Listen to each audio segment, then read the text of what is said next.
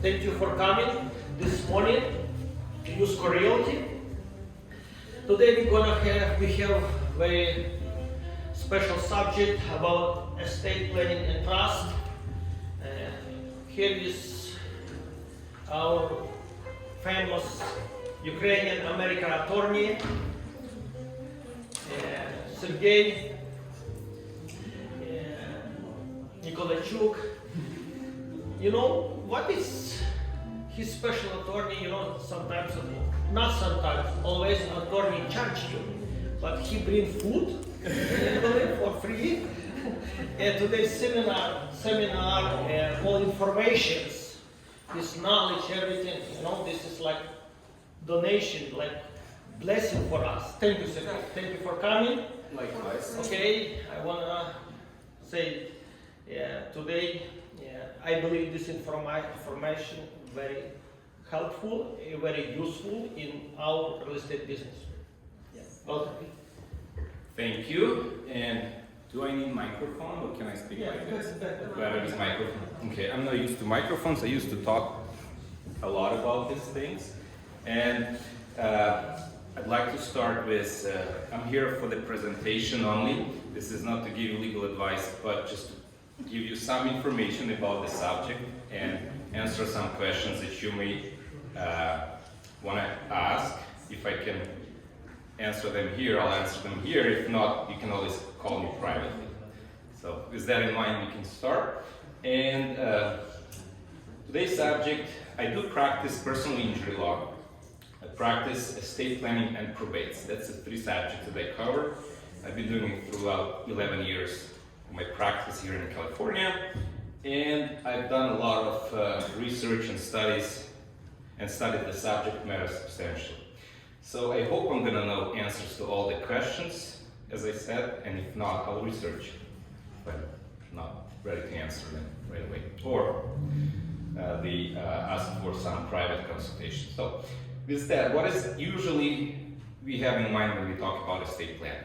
Estate planning is a set of legal documents that we prepare in anticipation of the life moment events where we cannot make decisions for ourselves, or we went to a better world and someone needs to get our property and wrap up our things with IRS and other private groups that may be entitled to some or partially our assets. Usually we talk about family trust because family members are the first in line a lot of time to get our house or property. We're talking about small estates. You do need to pay taxes, last year of taxes if person passed away, and the rest property should go to the rest of the property should go to the beneficiaries. Beneficiaries, California law has a legal set of beneficiaries who gets priority to get what after the person passes away, but we usually want to modify that if we need to and create our own structure. So this typically works in a manner that's done through trusts, wills, or we can make a gift, right? So we talked about all these things together here. What is trust? Trust, there are multiple forms of trust. The most basic one, the most that fits all needs is living trust. Living trust, usually a testamentary document that passes property to kids, family members, or whoever you choose during the lifetime. You can do it while you have mental capacity to do that. After that, you cannot create a trust. So that's gonna downside of that. You need to act while you can. And a lot of time you want to create a estate plan, first of all, to avoid the probate. Probate is the court supervised procedure that passes. Everyone's understanding me fine because I'm hearing this microphone. Is that fine? Yeah, thank you. So probate is a court supervised procedure that distributes property from a person who passed away to the beneficiaries. The beneficiaries will get it eventually through the court procedure. However, it takes time to process all the paperwork if the estate has house or any other real property. If the estate is small, under 165,000, usually will is enough, because will warrants simplified probate that is typically done through the affidavit of small estate, and usually doesn't raise a lot of questions or problems. When you have real property, a lot of time you want to put the property into the living trust, knowing that if something happens, you name a person that will handle your legal affairs according to your wishes.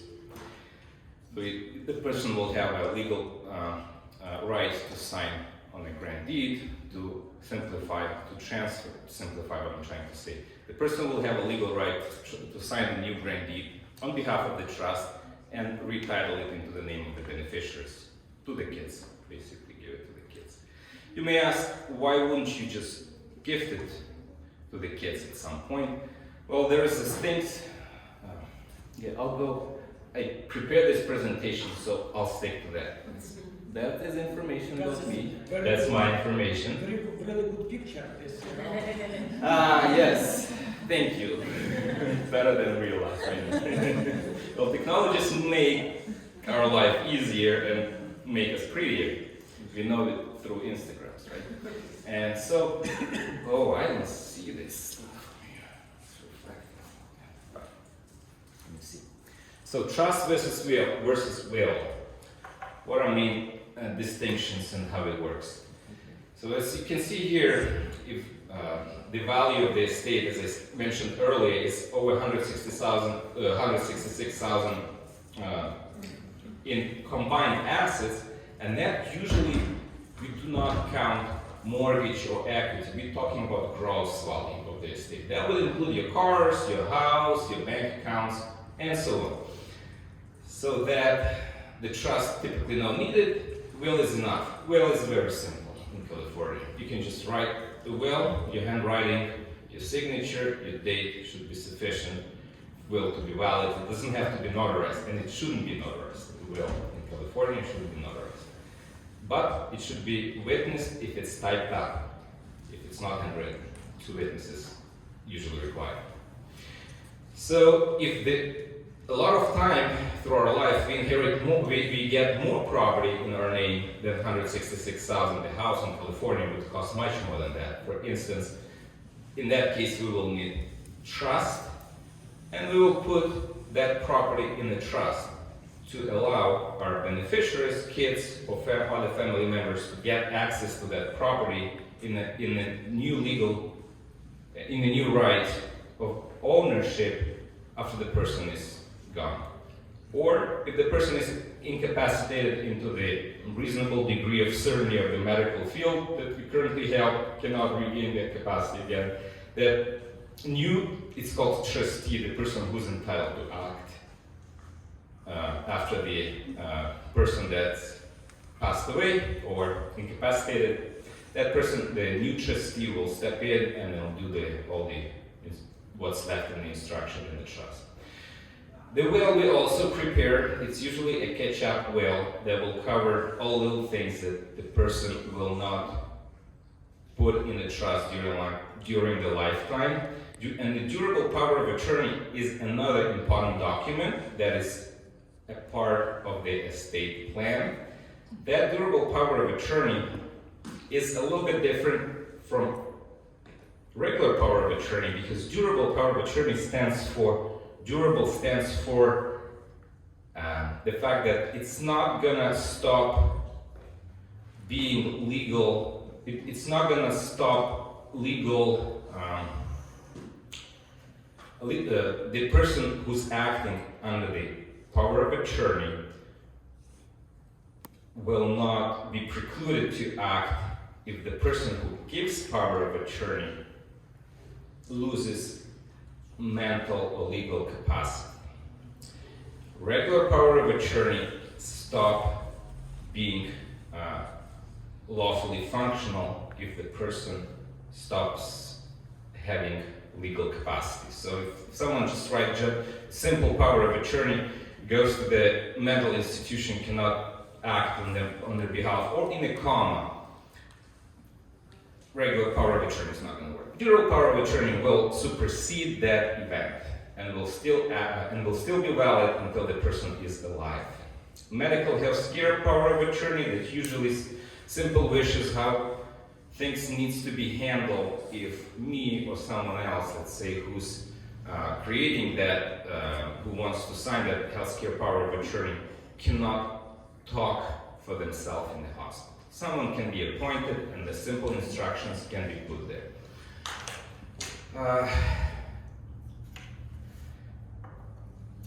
A lot of time we do this, if the kids are minor, if they're minor kids, we want to put a designation of guardians, and usually power of attorney for minors too. So in case the people, family members fly somewhere, they're leaving kids with grandmas or uncle or aunt, we want to put them on a power of attorney in case they need to show up in school, do some things, have some sort of legal documents to show that, yes, the parents did allow us to represent kids in these little matters. And guardians designation is important when the situation unfortunately can happen and where the parents pass away, the kids are still minor. Who's going to get legal custody of the kids? We can decide it, I don't know, but we can decide it during our lifetime. If something like that happens, it's an instruction for a judge. We want that person. We think it's worthy for that person to raise their kids. So the judge will typically honor these instructions instead of two grandparents or two uncles fight about who's going to take care of the kids. And that can happen because the kids, we get attached to our relative little kids, and a lot of time it can also happen in a situation where the kids are beneficiary of large life insurance. Who's going to take care of that money for the kids? That's the important part. A lot of time people can come to this situation with some ill intention. Again, now I'm going to get access to 250,000 cash. I'm going to take care of kids. Not the right approach. So you want your life insurance, a lot of time, this is not legal advice, I'm just talking hypothetical scenario. You want this life insurance to be beneficiary of we want the trust to be beneficiary of the life insurance if you want to protect money for the kid. Because the person who's going to be taking life insurance under the trust, that person already has a legal duty to take care for the kids, to take care of this money according to the parents' wishes and not invest this money, not to spend money on other things that's not allowed. Yeah. So that's important part. A lot of us wants to get life insurance. It's a good thing to have life insurance. I'm not selling them. There may be someone here in this office that does. Irina, I think they do have it. Yeah. And I've done business with them for last 10 years. Great office, by the way. Recommend them. With life insurance, just make sure that you don't put minor kids as a beneficiary for life insurance. But if that event will happen, you'll have to go through the kids, through the court to get a custody, legal custody over the kids, and spending of this money will also be a little bit problematic because it will be very heavily court supervised. You're losing a lot of flexibility. Through the trust, it's handled better. I can explain more in details about these events. Consultation will be always free for all these people, but I appreciate you gathered here to hear me today. So, free consultation, phone call, show up, we'll talk about it in details. No problem. I'll share my knowledge with you anytime. With that, I'll go to the next.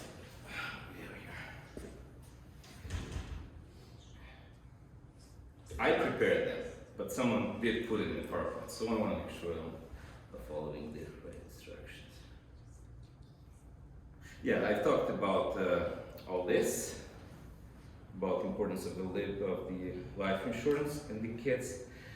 Yes, a lot of time people ask me, and I've seen situation where the kids are put on the title, or someone else, a family member put on the title, in order to make it simple, okay, we don't need trust, we just add someone to the title. Joint tenancy usually a good vehicle to transfer the ownership. If you have one beneficiary, you can put them on a title on your house. That person will get that property without probate right away. If situation occurs where the person, a joint tenant, is incapacitated, you need to sell the property, that's a problem. So there is a lot of downsides of, and I'll explain other situation, you all understand, better not to put your kids on the title, never. What you want to do, you want to put your kid as a beneficiary of your trust instead of putting in a title. Because if the kid is not, if the kid is not residing in that property with you, it's not primary residence, that will trigger reassessments. Property tax reassessment will be a big problem because we have here changes in the market. The market's usually going up. We buy a house 120, 200,000. Several years later, the house is 500,000. So we pay property tax based on the purchase value. Later on, if we make any changes to the ownership with a very little narrow exception, that will trigger reassessment costs. So that reassessment is gonna, county assessor's office is gonna take a look at your granted value, real market value of your real estate, and they will charge you based on the real market. For the property tax, it usually go 3-4 times. If you pay 2,000 right now, they can easily be 6,000 later. Yeah. So that can be avoided too, and it should be avoided. Another thing is you want as little people on the title as possible, because we have a situation in life where I also practice personal injury law. We don't want a lot of potential co-owners on the real estate to limit the exposure of their creditors to your assets. So if the person is not on the title, he's not owner of that or co-owner of that property. Rather, the person is beneficiary under the trust and not the co-owner. So these assets are not part of his creditor's claims. And it can be IRS, it can be someone, catastrophic accidents happen, or other events in life. What else do we have here? I'm sorry. Yeah, let's see about.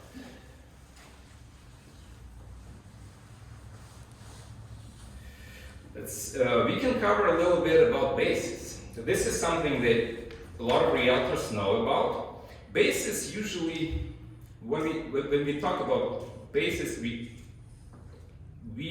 have in mind a purchase price of the asset, can be real estate or something else, plus improvement cost of that asset. That would be a basis. If you later on sell your property for income, that income is going to be taxable. Usually it's capital gain tax, and it's taxed 15 to 20%, depends on your income.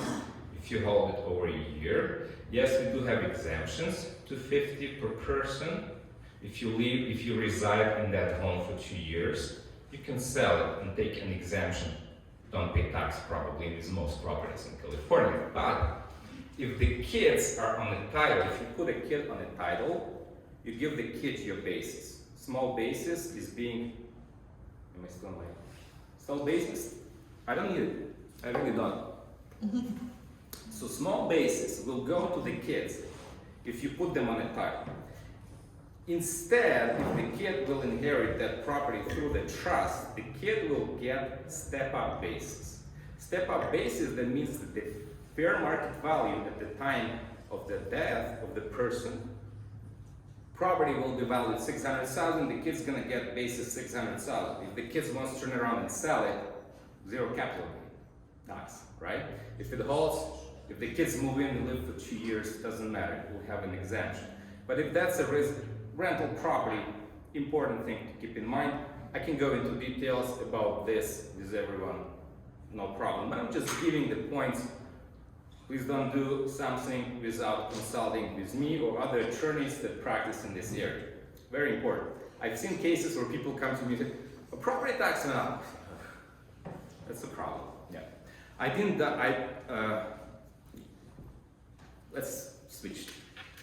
Clear on that? You will have a lot of questions probably after this. I'll answer all of them. I'm just briefly talking about things to cover the subjects, to alert your attention, and it's gonna work. Cool, thanks. A lot of time people ask me about irrevocable trusts. This is of the subject. Yeah, this is about step-up basis. A little bit of information. I can email you this presentation, or I can. It's better if I talk to you in person, honestly, about very little details. Medical estate recovery. Yes. Medical changed the rules, interestingly so. Usually, what happens if Medical allows people to get, if they're in a low income bracket, to get medical insurance. We're talking about medical insurance. You can get medical insurance if you're in a small income, if you're eligible through the income, and if it's after 55, they pay for your treatment costs. Certain treatment costs will be recovered from your estate.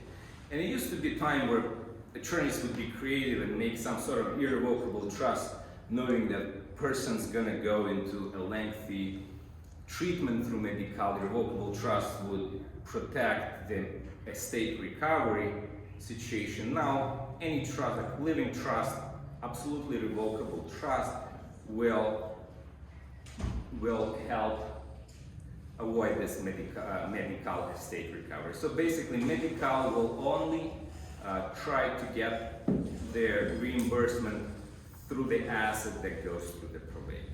If they catch something in the probate procedure, they'll put the lien on it, they'll want some money back, you can negotiate with them, that can be done, but in a way it creates a lot of headache and uncertainty how much you need to repay and things. So for now, simple estate plan that includes a living trust, which is fully revocable. You can modify living trust throughout your life, there's no problem. If trust is not revocable, then you may have a little bit of problem when defining that trust. But just general living trust, when we say living trust, we imply that the trust can be revoked, modified, changed whenever you want, while you still have legal trust. It becomes irrevocable only at the point when the person passes. That's it. Cannot be revoked, cannot be changed. So with medical, if you have property, one property, medical will let you take their benefits under their health insurance, and it will not touch your property. As for now, they changed it in 2017. I don't anticipate them changing it back anytime soon. Why would they do that? I don't know. But for now on, I'm giving you this presentation based on current law, based on what's in effect right now. Their policy says that we only recover from probate assets, probate. And trust, we want to put trust so that avoid the whole probate. Probate is really costly.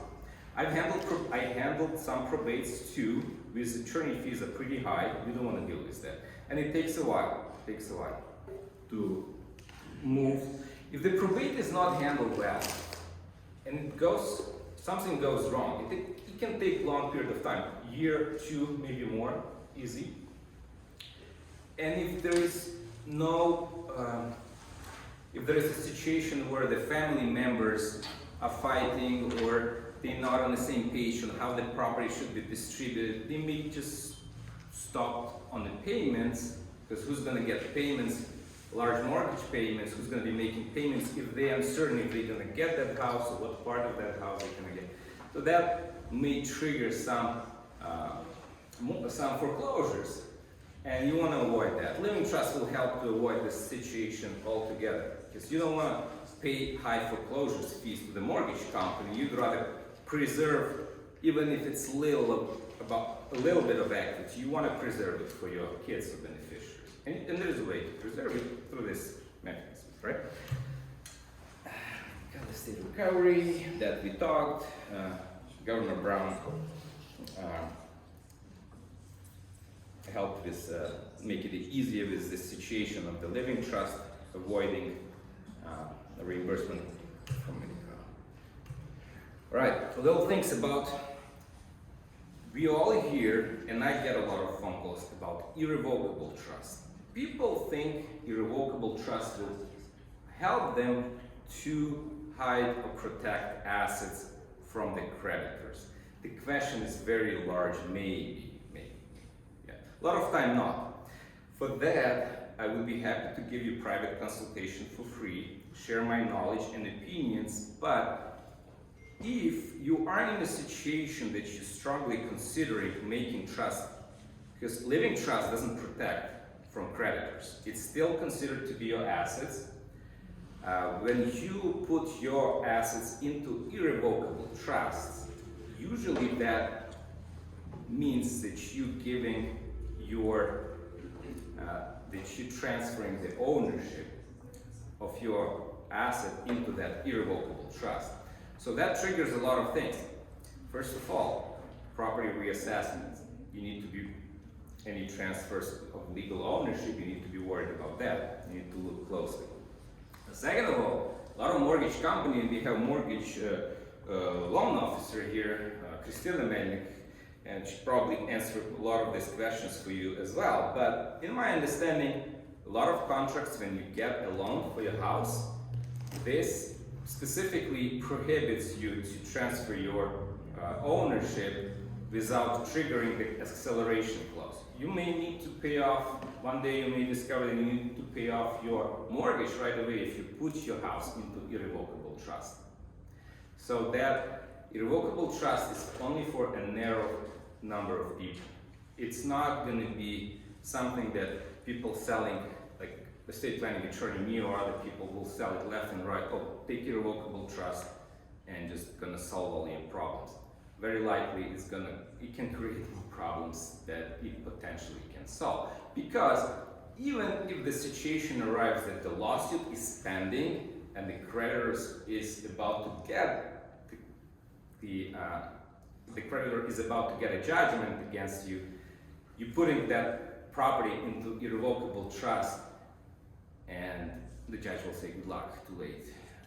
You cannot hide assets from creditors. It's it with that. They can annul the trust on that basis. So I'm not saying that irrevocable trust is not legit. I'm saying that they are very narrow help in a very narrow situation for small number of people, and that should be assessed on case-by-case situation. Sometimes it makes sense to make it. Sometimes, most of the times, this simple estate plan that includes living trust, includes will, durable power of attorney, healthcare advance, directive, sufficient for most people. Plus, think about it, we have a homeowner's exemption. Homestead exemption. Homestead exemption in California is automatic since January 2021. You don't need to apply for it, you get it automatically, and it's between 300 to 600,000. So you can preserve that much equity. If you have one house, personal injury attorney like me will very likely want to sue you personally and try to collect from that house because they last in line. First, it's mortgage company is going to get money back from the sale. Second, you're going to claim your 300 or more thousand in that house. So what's going to get for the judgment for that attorney is probably nothing based on the value of the real estate here in Sacramento. Very little, right? So with that homeowner's exemption, attorney is very discouraged to sue and collect if the person has one household, primary residence. So you should, I'm not saying you shouldn't be worried about these things. You should, but that should give you a little bit peace of mind that you're semi-protected from a situation like that, and you don't need to run and create irrevocable trust. Irrevocable trust, another thing is that most of the lending institutions will not give you conventional loans under that. You're going to have to go through the private lenders, which usually has higher percentage because the risk is higher. They want to sell you, instead of, let's say, 4.5% mortgage, they're going to give you 11, something like that. So you're getting my idea that I'm not a big fan of those things, and I'm not trying to sell or push them. I can make them if I see that fits for you, right? In that way. But today's presentation is mostly about a simple general estate plan that most of us gonna do. At some point in life, you're gonna have it. The trust, usually, you don't need to update them. You don't need to create a new one unless you have some life-changing event, unless you buy a new property and you want that property specifically be distributed to someone else. You can just make it one time and forget about it for the time being. And if that situation occurs, something happens, your kids or, oh, I've had those phone calls. A wife with lots of kids, stay-at-home mom. She's not on the title because the only making money person in the house is a man who's driving a truck all his life. He's making good living. He's on the title. He got mortgage in his name. The title in his name. She's not on the title. He passed away. There is a procedure through the probate court. It's not going to be full probate. Still a headache. But what's going to happen if they come together? The kids, it's going to be a problem. Yes, the kid's going to have to go through probate, and someone should be appointed as a custodian for the kids, and most likely the house is just going to go away. Some very little money is going to eventually get to the kids. Even if there is a little bit of equity, let's say 30,000 of equity, the kid's going to have a house with a very little 30,000 of equity, but there's still equity in that house. If later on that's being sold, they can take their money out. They're not going to be lost. And you, as a new beneficiary under the trust, you can sell that house right away. There's a wonderful real estate company that will help you with that in 2 seconds. You know, you're not going to need to get court order which will allow you to sell that property. Trust will help you with that. That's it. Yeah. Today, I'm sure with the questions I'll talk more. Please ask questions if you have. Maybe you have some. I'll have other questions. Sure. Hope they're easy. Yeah, first one regarding the law change in 2017. For example, How many recoveries? yeah, medical recovery. The law changed 2017, but before it wasn't like that. It was not, no. Yeah. And then what happened if, for example, people had a living trust after 2017 and then law changes again because we don't know. Yes. I'll try to write about it in the local newspapers. David has wonderful diaspora, and thank you for being present here too. I'm trying to, whoever I know, I'm trying to point out, because I consider you my friends now that you showed up. Thank you very much, I appreciate that. So David, I'll put the article in the diaspora and I will talk about the changes, and we will know at that point, me and it's collectively other attorneys will know how to handle this certain situation and if something can help in a legal way. Yeah. But can those people be protected because while they did living trust, the law Usually it'll be, if the trust is created today, yeah. so if that law will be changed 10 years from now, you may need to do some changes in order for that to, to be consistent with the current law. So it's not protected, you know, like they are subject to be changed according to the... Yes, but who knows if it will, Yeah. and who knows if you live until that point. Okay. Yeah. Thank you very much. And then another question. So, for example, there is a person with a good living trust, Mhm. and something happened, and the person doesn't have car insurance, and it's a huge loss. Will the person who injured from that car accident go after the living trust? Most likely no, and I'll explain why. Living trust does not protect from the creditors. Creditors, the asset in your living trust is considered to be your private assets that creditors can technically tap into. But if it's only one house, there is a homestead exemption in California, which is between 300 to 600,000, depend on the county and the location where the house is located. So having at least 300,000 protected in a 500,000 house with a 150,000 mortgage will discourage me as a personal injury attorney to go directly against the house, because you're gonna get, what are you gonna do? First of all, you're gonna have to foreclose on the house. You're gonna have to get a judgment first. You cannot do it without the judgment. So you're gonna have to go through the court procedure. year and a half to 2 years to get a judgment. Once you get your judgment, you're gonna have to collect against that person.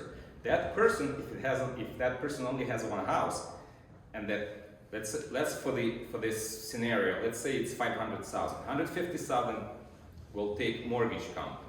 You're gonna have legal fees to foreclose on that house, another 50, 60,000. 200,000, you're gonna be left with 300,000 with your personal homestead exemption. You're gonna put in your pocket and sleep well. The plaintiff's attorney not gonna get anything. And if it's only gonna be 50,000 that's left for that plaintiff's attorney, will that make economical sense to go through all these procedures and later on, 3-4 years from now, get this 50,000? Or they will want to sign a release with the insurance company saying, okay, I'll accept your 150,000.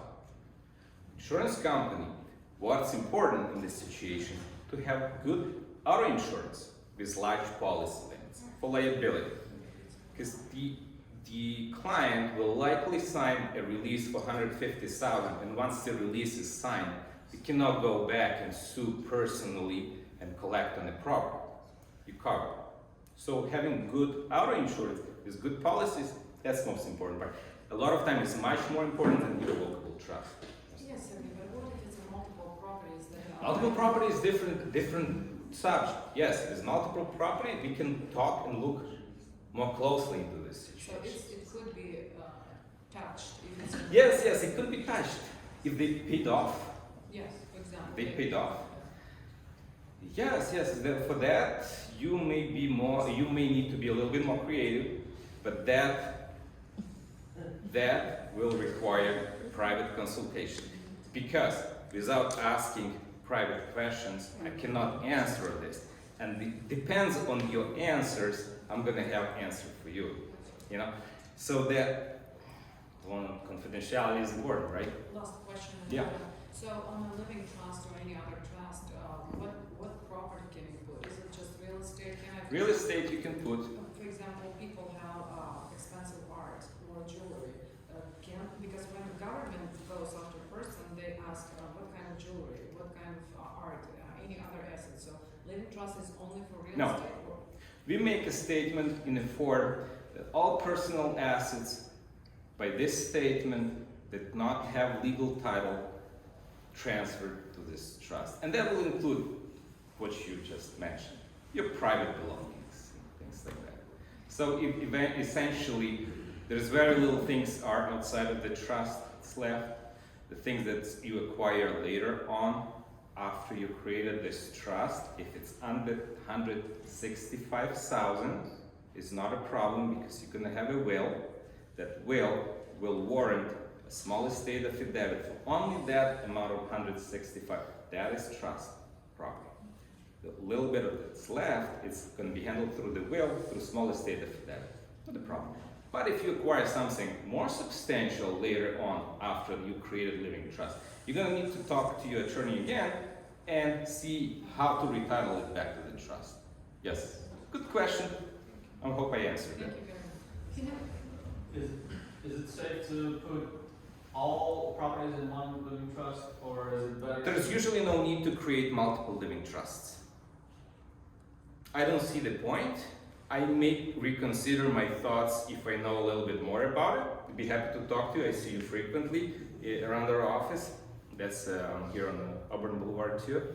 But usually, yes, one estate plan, you put all the property. What you can do, you can make specific, in a living trust, you can make specific points. How do you distribute that property or that property? Let's say you have multiple properties, you want one of them to go to that specific daughter, that's gonna go to the son because son already moved in there and they making improvements. Or you can even give that one of the childs a right to purchase that property on a fair market value or the moment, however they're gonna make a deal between themselves. But what's the point of the legal trust is to give a right to someone that's not gonna be you anymore because you cannot do it anymore, to have a legal right to distribute that property according to the wishes. So someone will have to be appointed as a successor trustee usually a family member for the simple trust. And then alternative successor, trustee. These people are trusted to sign, and let's say 2 kids gonna get the house in equal shares. They both put in the title. If that kid wants that property, according to the wishes of the parents, that person's gonna get that property, that's gonna go there. One trust will cover all that if done correctly. You don't need multiple trusts, no. Unless I can see a situation where you have a house from the prior, before marriage you acquired the house. You may want to put that house, if that's paid off and you're not going to be paying mortgage from that community property anymore, you can make your own trust, separate trust, put that завещать to whoever you want that trust, and then with your future wife you can create a new family trust. That situation can happen. If it makes sense, you can do it that way. But for most people, one living trust is enough. Yeah. I have a question. Sure. That finish? I think so. How do you feel? Good. For example, if you put in trust like 4 people, parents and 2 minors, and a car, and they have multiple properties, real estate. If the car accident happened and it's a huge accident where there are like $1,000, do they dive and touch the kids' portion too, or only that person who? The person who makes a trust, it's usually called settler. I didn't use this because I don't want you to get confused with all these legal terms. The person who creates a trust puts his asset into this living trust. He still possesses legal ownership of this trust. The beneficiary is not going to get legal ownership until this event is going to happen. You know? So if the kid's gonna run over someone with big damages, that house is not part of the creditors of the kids because it's not. Parent can always modify trust, and they're just not entitled to that. So the kids not get legal right to that until the event happens. But then actually trust gives them the easier options To transfer. Okay. To transfer. Okay, another question. Yes. I hear some people asking, I SSI right now, purchased house long time ago, house almost paid off. Medical is hand, I know. Or paid off, now I worry if something happened, I need to just transfer property to the kids, put somebody in title. What do you think if people have SSIs? SSI recoveries handles through medical estate recovery section, and it generally fits into this medical recovery procedures where they do not touch anything in the living trust at the moment. Putting the kids on a trust, you can do it. Putting kid on a title, you can do it in a very limited situation where the kid resides with you in the same household, in the same house. If the kid lives in Washington, it's not going to happen because you can, but the property will be reassessed to a new market value. So property tax will increase. Probably. Yeah. Usually, you will get SSI with one house, right? With primary residence. You will get medical if you're in a low income bracket, low income, you're entitled to that. And this one house will not be a problem later on for the estate recovery if the law not going to change. If the house is in the living trust, kid's going to have it without medical recovery. So that usually, I would be happy to talk to all these people if these questions come up and explain it to them, but less worry about that. Yeah, no need to put kids in the title. I don't think it's a good idea in general. I don't see a situation where it's a good idea, honestly, to put a kid on the title. Please let me know if I'm wrong. I want to hear this situation. If something comes up in your head, but hypothetically talking, I don't see. Yeah, I have a question. Can be multiple siblings in the trust? Yeah, you put like couple of brothers. you put very simple. You put all my kids in equal shares. Together for a family. It's not one house in equal shares between all my kids. No, and each one house, 5-6 houses with 5 siblings, brothers and sisters create one trust. No, No? No. Each of them should have a separate. Yeah. Family, yes. Family, husband and wife can create one trust, but the kids, mm-mm. Mm-mm. This will also, you put kids. If you want to do it wrong way and you do it that way, that may also trigger reassessment because you're transferring ownership already to some other trust, which is not going to be your own trust anymore. No one does that, and it shouldn't be done like that, in my opinion. Yes. My name is David, so I have a question. What about using alternative like Massachusetts Business Trust? I don't know. I'm not going to know questions about Massachusetts Business Trust. I'm just not going to know. I don't know the answer to this question. Thank you. Because I'm saying, I can only talk about California law. But With for the example, church- it's California, you can use Massachusetts Business Trust in a state except 2 states in America where you cannot use Massachusetts Business Trust. This is like a business entity which is protected.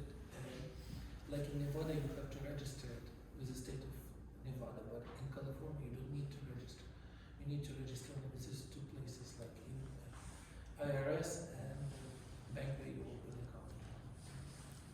So And it's actually the protected. hypothetical idea of doing that, from what you heard, I understand you cannot be very detailed about it, but just the thoughts are what?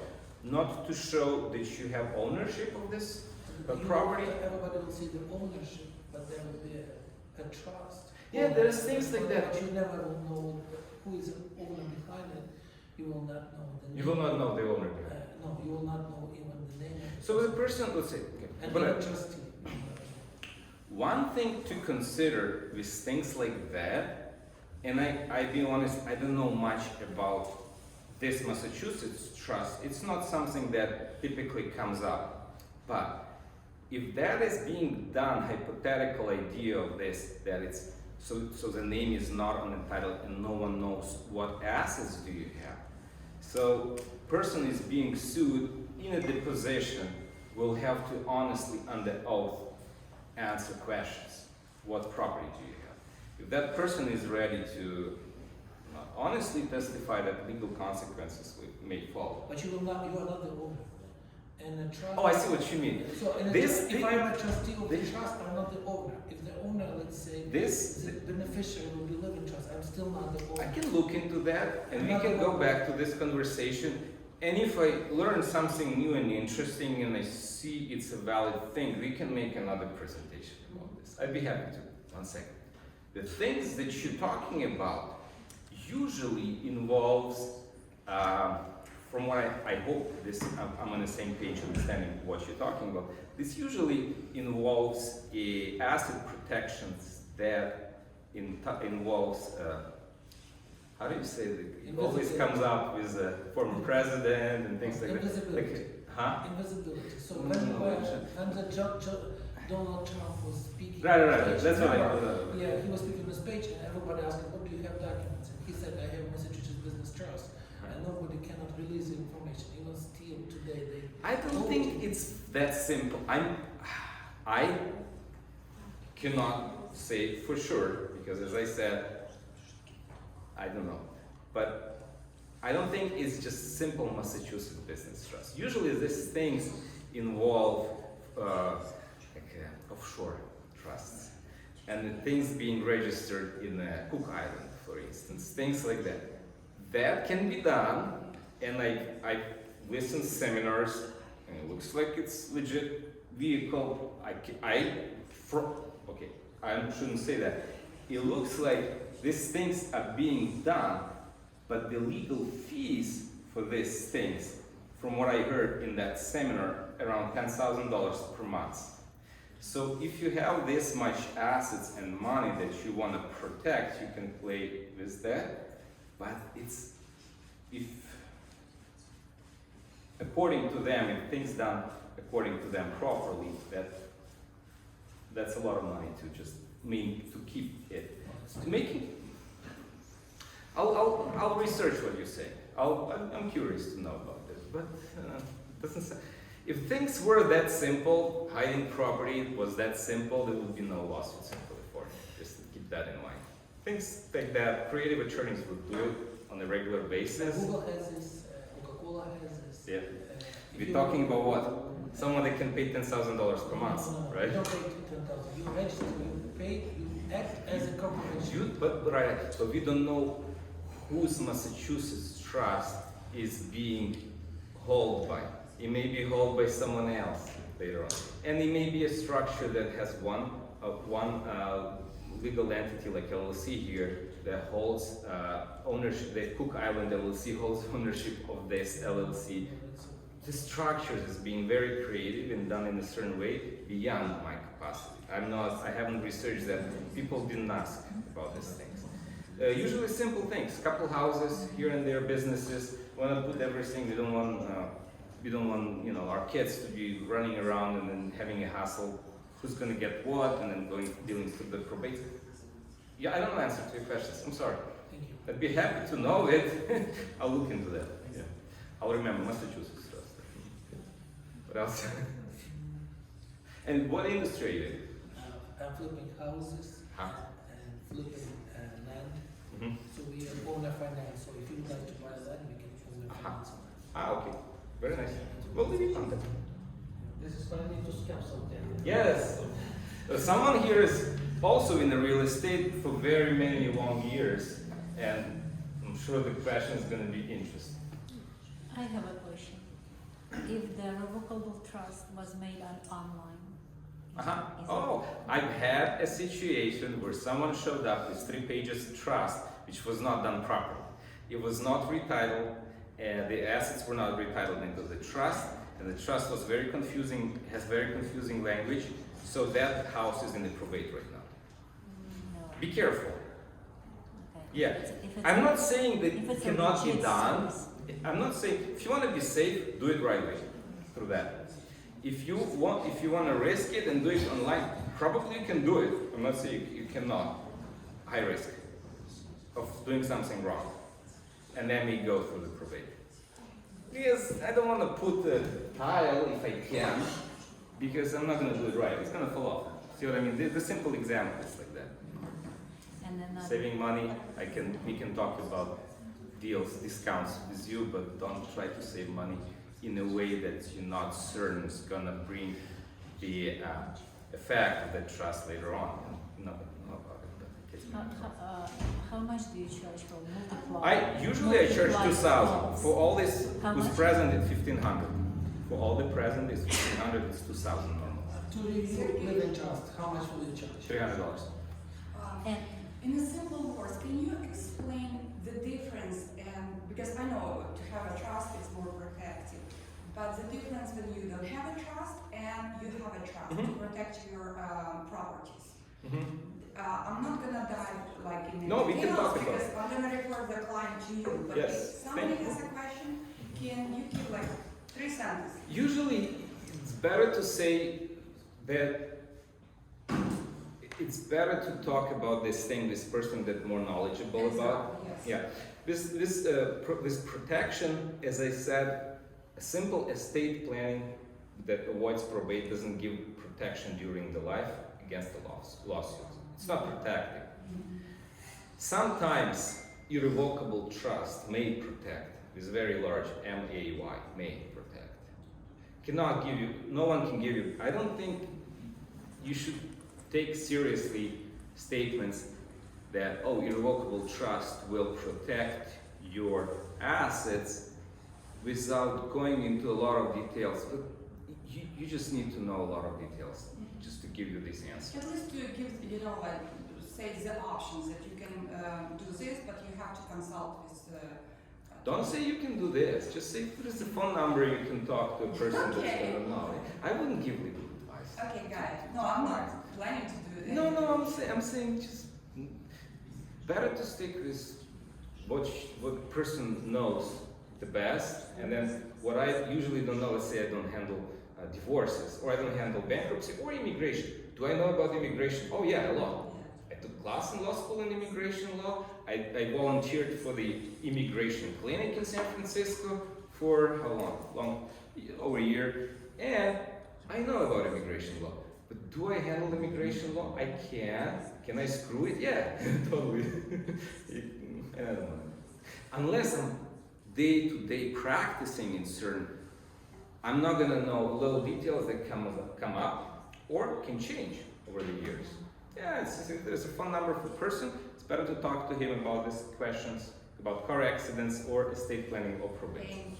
I will be happy to answer more questions to my knowledge, but this is the field that I'm. Yeah, I work a lot with attorneys from my field, and I do respect what you guys do, because I do respect when you're saying, okay, I'm professional, I'm so good in this, but there are not always like a promise 100% I can win the case or something. I really appreciate it. Yes. No, thank you.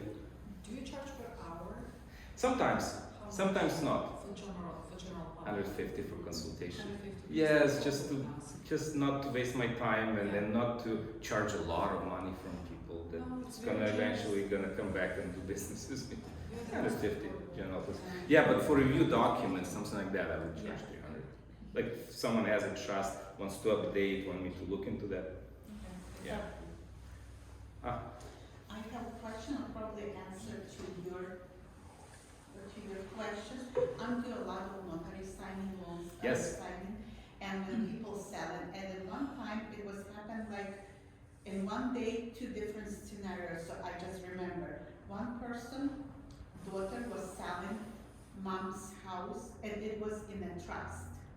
And the last page, or 593 form that have to be seller fill out, and she reading aloud and said, it was in the trust, and she reading, okay, it was my personal primary residence, and she's reading, said yes, because it was, she's signing on behalf of the mom, of her mom as a trustee, mom passed away, and she, okay, yeah, it was primary residence, okay, and she's talking aloud, reading aloud, yes, check the box, yeah, I don't have to pay any taxes. It was in the morning, in the evening, same scenario, and daughter was on the title, mom at her two grandkids. And mom passed away, and daughter is selling mom's house. And she's reading, no, it was not my primary residence. Yeah, I have to pay 30,000 right away. Taxes. You see? That too, and I honestly had a situation where. Scenario, it would be problem. Good point for why not to put kids on a title, right? Yeah. Another one is, and I've had several calls like that. We wanna sell it. We are older people. We wanna sell the house, maybe move to a different state. Idaho, people like other states where the real estate is cheaper, but the kid is on the title, and the kid said, "No, I want this house for myself. Sorry." That's it. You cannot do it. You're gonna force and incur all these legal fees in selling this house. Very, very Yeah. discouraging, right? To put, because some kids are good kids, and some kids later on they become creative in life when they don't need parents anymore. Parents cannot help them. The kids become a little bit selfish. If they're entitled, they entitled to that house. They know it. They're not gonna sign it. That's it. To Yes. review the trust, you charge 200, you said?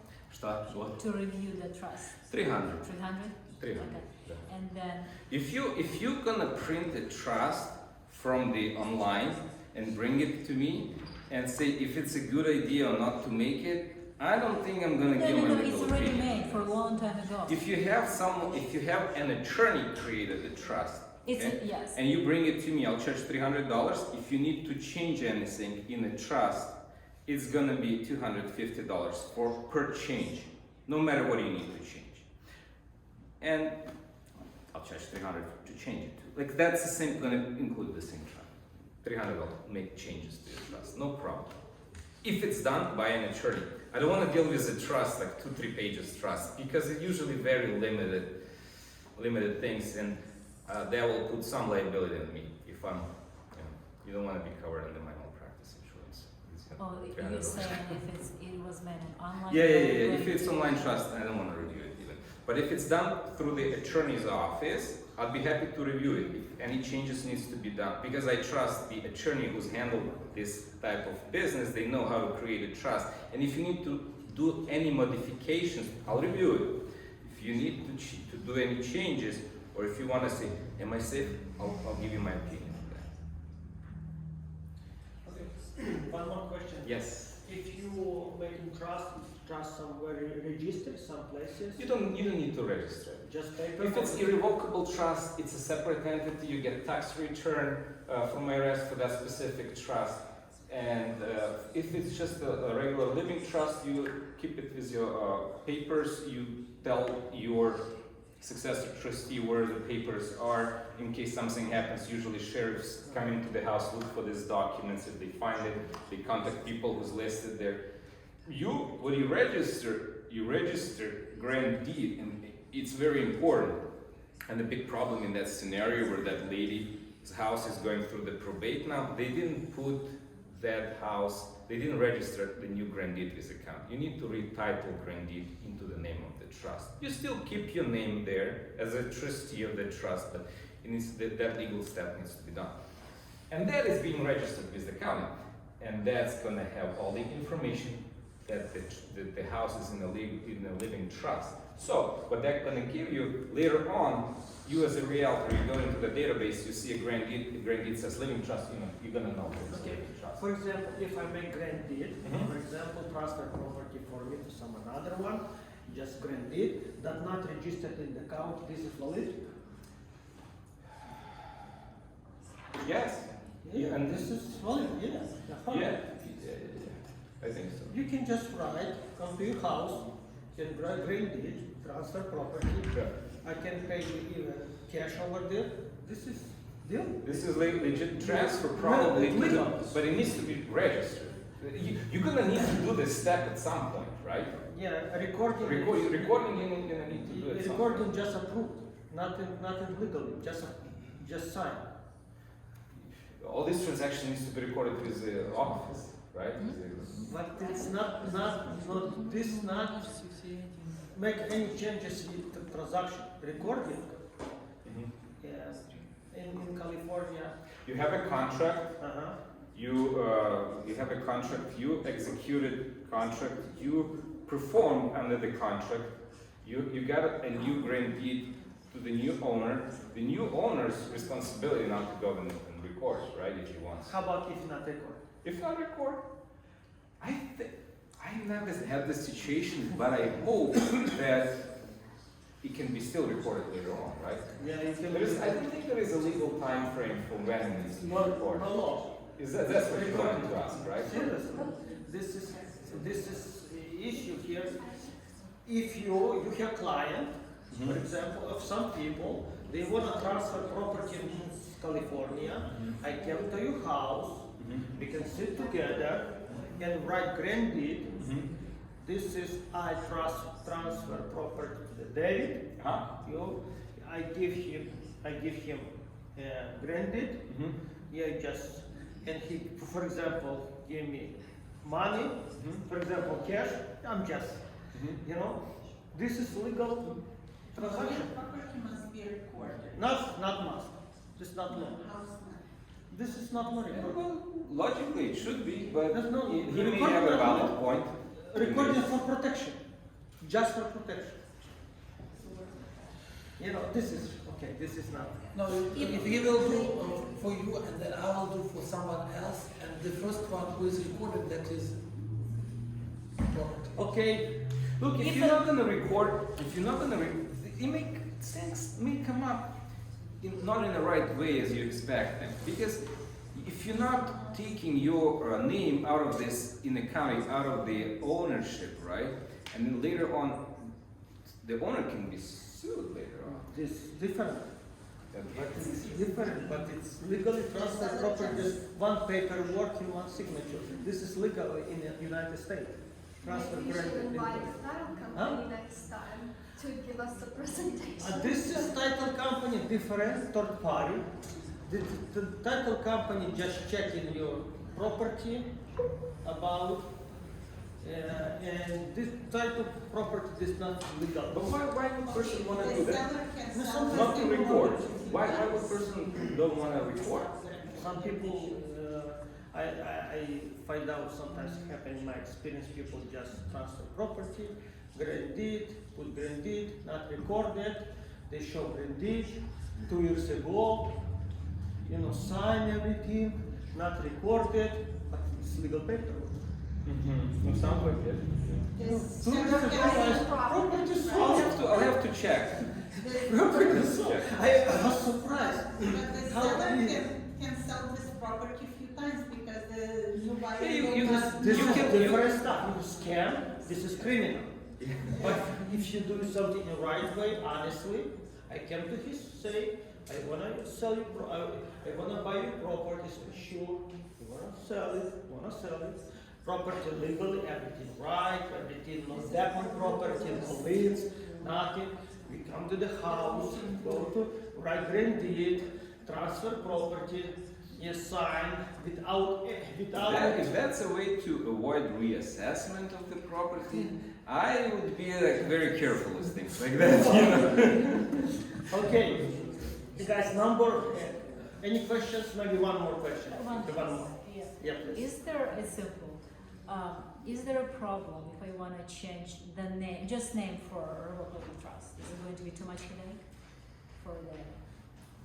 Of course, Okay. it's everywhere in the documents. Okay.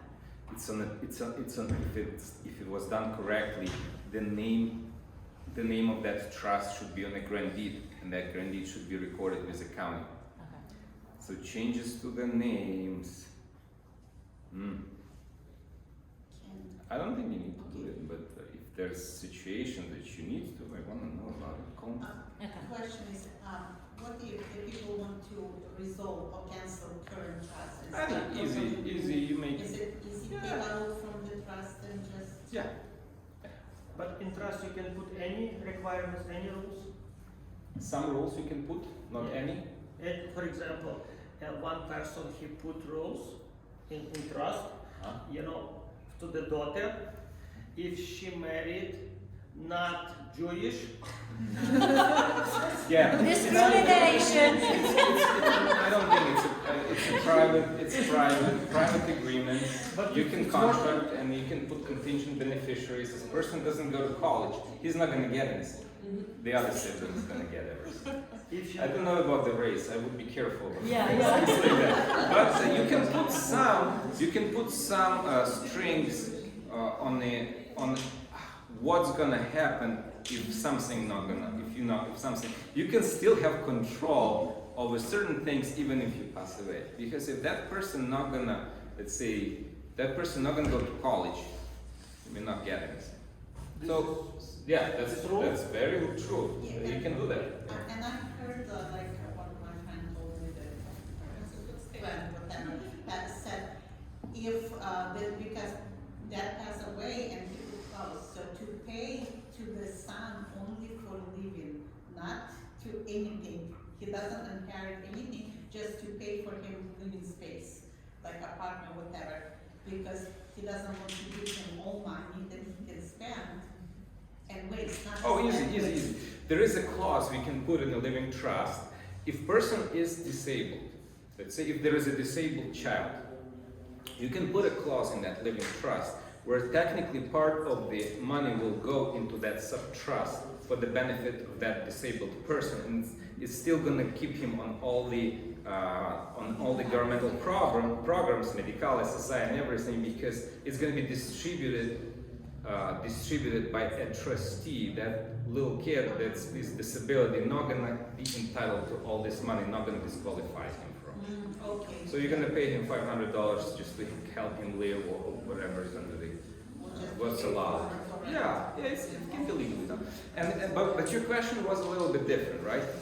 Yeah, because it was like, I heard that because parent doesn't want to give money to the son. Right. Mm-hmm. He just doesn't want him to live on the street, Mm-hmm. so he just put it like in some clause that can be paid for his living. Yes. Similar. It's a similar structure. Yes. Yeah, Similar. not to That can be done. not yes. to him directly. Yes. but to the So like- trustee would have a family member would be, okay, John, here's $500 for you. Let me know if you need more, but I want to know what are you spending them for. Yeah. So that can be done. Mm-hmm. And what other things can be done? in a situation where the second marriage, for instance, but the house, the new woman came later in life, and the kids from the first marriage, you can still let that woman live in the house legally, give her life tenancy in that house. And then later on, I've had situations, and then later on the kids from the first marriage is gonna get the house. So you can, with living trust, you have a lot of flexibility. How do you want things evolve after you're not here anymore? It's little strings on the future of the relatives and kids. Do you act in as a trustee of some trust? I try not to, and I'm currently not on any trust. Okay, so do you have like, sorry. The client asked me about that. I don't want to be in a position where what I like to do, I just like to prepare documents and not be trustee for them. Okay? It's usually better to have a family member as a trustee if it's a simple trust, simple procedure, or there is a professional trustee companies that do that. Banks have that, and then it can be done professionally, but usually for the larger estates. Because I don't want to charge any things like that in a family. Once they have a trust, it can be done very easily and free. But if something, I'm sorry, but if something is being created more in a way that the trustee, I need to be a trustee because there's going to be a disabled person, and that disabled person is going to be entitled to $200,000 through that special needs trust, and I'm going to have to supervise that all his life and then paying him little by little. I'd rather not do that. This is what I mean. I'm not currently on any, but there's a if that should be done, it's either family member who will want to be closely monitoring the life of that little kid, or it can be professional trustee if there's enough money. Okay, so do you know like who's some professional trustee? You can find them. Yeah. Okay. I went to special needs trust seminars. People always come give me cards. That's what we do, professional trustee. And I can give you because names. a lot of people whose trustee doesn't know anyway what to do. Oh, that's easy. Let's say I prepare, let's say I prepare a living trust. My name will always going to be there on the face page of the document, my phone number. So if events happens, the kid open the trust, who's going to see my name and my phone number. So they're going to call me, hey, something happens, you created that. I'm going to help them out. I'm going to tell them what to do. Okay. And they'll do it. Usually it doesn't need a lot of my involvement at that point. Because if everything is created properly, death certificate, new grant deed to retitle to the new beneficiaries, report, Okay, new grant deed. then if something happens, you can guide. Yes, I will always be available for my clients, of course. Okay. Okay. Thank you. You're welcome. Serhiy. Everyone's welcome to being here. Okay, New Year started. Thank you for being here. This is a nice weather. New year, new transaction, guys. If someone wants to leave contact information, I'd be happy to be in touch. And if someone wants to create a trust, $1,500 is going to be for everyone. And the forms that needs to be filled out on the way out, you can take them. My business cards are there.